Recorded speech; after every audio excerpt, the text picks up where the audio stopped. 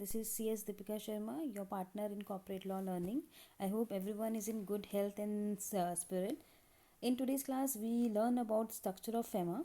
However, before moving ahead, like always, we should recap what we did in last classes. तो अभी हमने क्या पढ़ा हुआ है? पहले से हमने पढ़ा है प्रियम्बल ऑफ फेमा, किस ऑब्जेक्टिव के साथ फेमा एनेक्ट किया गया था सेंट्रल गवर्नमेंट के through. So an act to consolidate and amend the law relating to foreign exchange with the objective of facilitating external trade and payment and for promoting orderly development and maintenance of foreign exchange market in India. So broadly हमारा objective क्या था FEMA का कि जितने भी foreign exchange से related act है उनको कंसोलिडेट किया जाए, फॉरेन ट्रेड को फैसिलिटेट किया जाए, payment and export and import of good freely हो सके कंट्रीज़ के बीच में. सो इस पर्पज़ के साथ फेमा एक्ट को हमने एनैक्ट किया था.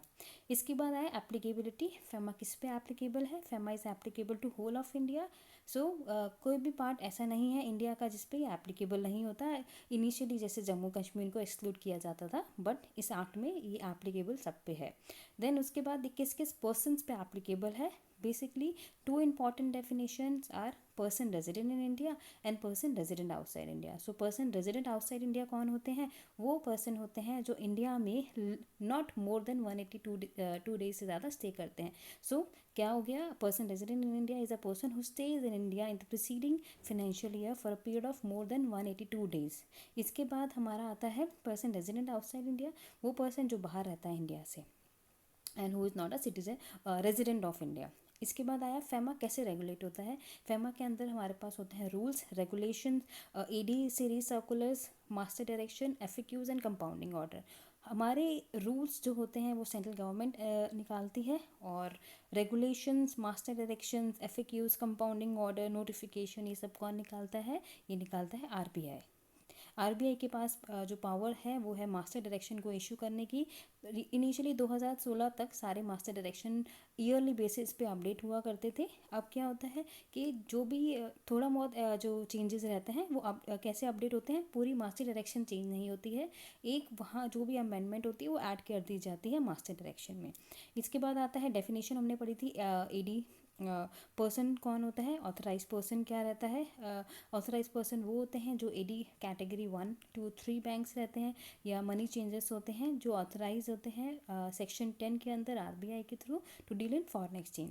सो अगर हमें आरबीआई के पास अप्रोच करना है, कोई एप्लीकेशन फाइल करनी है, तो हम वो कैसे करते हैं? एडी के through. So AD category 1 banks are those banks like for example Union Bank, HDFC, ICICI, जो हमारा फॉरेन एक्सचेंज में डील करते हैं.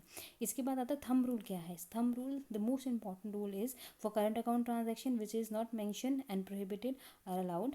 For capital account transaction which is not mention or prohibited. जो मैंशन नहीं है वो प्रोहिबिटेड है. करंट अकाउंट में जो मैंशन नहीं है वो अलाउड है until unless is it prohibited under any act. ठीक है, ये हो गया हमारा थंब रूल. आज के लिए हम लोग फ्रेमवर्क डिस्कस करेंगे फेमा का. So section 1 and section 2. Section 1 में रहता है शॉर्ट टाइटल, जैसे हर एक्ट में रहता है. उस एक्ट का नाम रहता है, ईयर रहता है एनेक्टमेंट का, फिर डेफिनेशन आता है सेक्शन 2 में. सेक्शन 3 एंड 9, सेक्शन 3 से लेकर 9 तक are more important section of FEMA, जिसमें हमें बताया गया है dealing in foreign exchange, holding of foreign exchange कैसे रहता है, then current account transaction, capital account transaction, export and import कैसे होता है, और good and services, realisation, repatriation of foreign exchange and exemption from realisation and repatriation. So exemption में क्या आ जाएगा? फॉर एग्जाम्पल मेरे पास कुछ पैसा है, मैं फॉरेन ट्रिप पे गई थी, मेरे पास कुछ पैसा बचा हुआ है, वो पैसा मैं रख सकती हूँ subject to the limit prescribe by RBI कि आप इतना पैसा होल्ड कर सकते हो. इसके बाद आता है सेक्शन 10 से 12 तक ऑथराइज पर्सन आते हैं. As I told you, authorise person are those person who are authorise to deal in foreign exchange. Not a normal person like you and me can deal in foreign exchange. मुझे कोई भी transaction करनी है, मुझे कोई भी import और export करना है, मुझे कोई ओडीआई करना है, तो मुझे कहाँ से फॉरेन एक्सचेंज मिलेगा? एडी पर्सन से. ठीक है, ऑथराइज पर्सन से.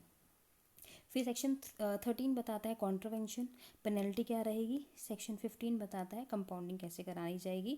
और आरबीआई ने अपनी पावर ऑफ कंपाउंडिंग कुछ रीजनल ऑफिसर्स को डेलीगेट करी गई है. वो हम लोग जब कंपाउंडिंग कॉन्ट्रवेंशन वाला मास्टर डायरेक्शन पढ़ेंगे तब विल डिस्कस दैट. सेक्शन 16 से 35 तक एडजुडिकेशन और अपील है.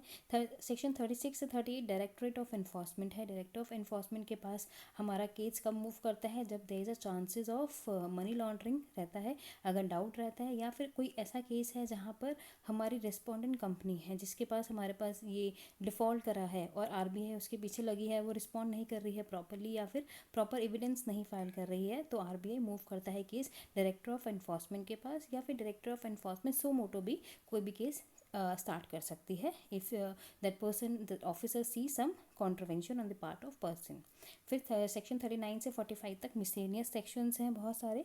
46 47 के अंदर हमारी पावर ऑफ मेकिंग रूल्स हैं एंड रेगुलेशंस हैं। 46 रूल्स एंड रेगुलेशन स्टेट करता है कौन बनाता है रूल्स, सेंट्रल गवर्नमेंट। रेगुलेशन कौन बनाता है, आरबीआई।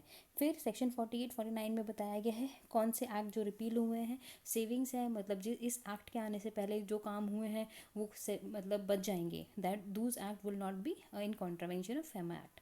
इसके बाद हमारे पास आता है as I told you section 3 4 5 6 7 8 9 most important sections हैं। क्या बताते हैं, फॉरेन एक्सचेंज में कैसे डील करना है, फॉरेन एक्सचेंज की लिमिट क्या है, कौन डील कर सकता है, current account and capital account transaction की पावर किसके पास है, exporter of good and services कैसे रहेगा, realisation and repatriation of foreign exchange and then exemption from realisation repatriation in certain cases.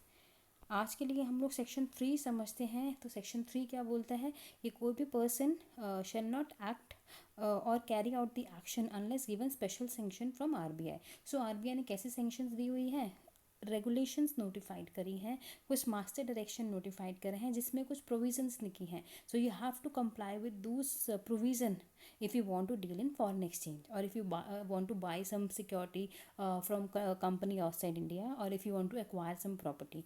तो ये सब बोला है, डील और ट्रांसफर एनी फॉरेन एक्सचेंज और foreign security to any person not been an authorise person, make any payment to और for the credit of any person resident outside India. अगर आपको सिक्योरिटी परचेज करनी है उस पर्सन की जो रेजिडेंट आउटसाइड इंडिया है, या आपको पेमेंट करनी है उस पर्सन को, या फिर उससे पैसे रिसीव करने हैं, तो कैसे कैसे आपको डील करना है, इसके अंदर प्रॉपर रेगुलेशंस बनाई हैं आरबीआई ने और मास्टर डायरेक्शंस भी हैं। Coming to section 4 holding of foreign exchange. Section 4 बोलता है कि no person resident in India shall acquire held और ओन पोसेस और transfer any foreign exchange foreign security और any immovable property situated outside India. So हमारा कोई भी person जो रेजिडेंट में इंडिया में है वो एक्वायर नहीं कर सकता है कोई भी प्रॉपर्टी, कोई भी फॉरेन एक्सचेंज को ट्रांसफ़र नहीं कर सकता है, सिक्योरिटी को नहीं ट्रांसफ़र कर सकता है।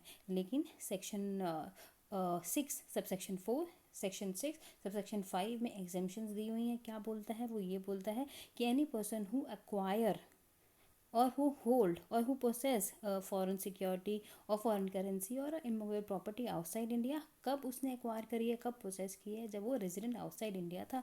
फॉर एग्जांपल मैंने कुछ प्रॉपर्टी परचेज करी out of the income which I earn from outside India. When I stay outside India I earn that income and from that income I bought some property और मैंने कुछ share acquire करे हैं, तो मुझे nobody can compel to sell when I come back to India. तो अगर मैं इंडिया में रहती हूँ और मेरे पास वो प्रॉपर्टी और फॉरेन एक्सचेंज और फॉरेन सिक्योरिटीज़ हैं, so no government can compel me neither RBI nor the authorise dealer. Okay, one exemption in this. Second is exemption of similar nature for person resident outside India. So अगर वो person resident outside India जब वो India में रहता था उसी ने ऐसे ही एक्वायर करी प्रॉपर्टी या फिर शेयर्स एक्वायर करे या करेंसी एक्वायर करी, जब वो इंडिया से बाहर जा रहा है, जब वो नॉन रेजिडेंट बन रहा है, तो nobody can compel him or that person to transfer that property or the foreign exchange or a immovable property. So these are the certain examples, certain exemptions. For today's class, I think this is all from my end for today. I hope to see you in the next class. Till then, stay happy and stay fit. For any query, if you have, please directly mail me at deep0707.sharma@gmail.com. Till then, I just request you to like and subscribe my channel. Thank you so much. Stay fit, stay fine. Bye bye.